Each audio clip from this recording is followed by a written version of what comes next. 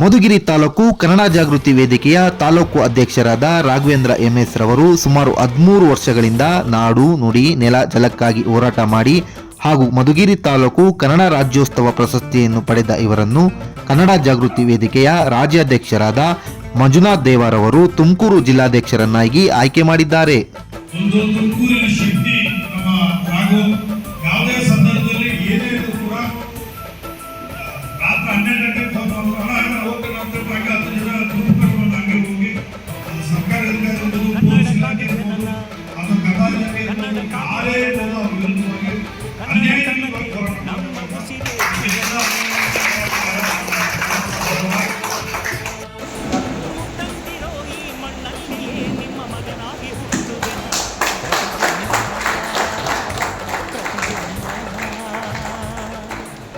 ಕನ್ನಡಕ್ಕಾಗಿ ಜನನ, ಕನ್ನಡಕ್ಕಾಗಿ ಮರಣ, ಕನ್ನಡತನಕ್ಕೆ ನಮ್ಮ ಉಸಿರೇ ಚಿರಋಣಿ.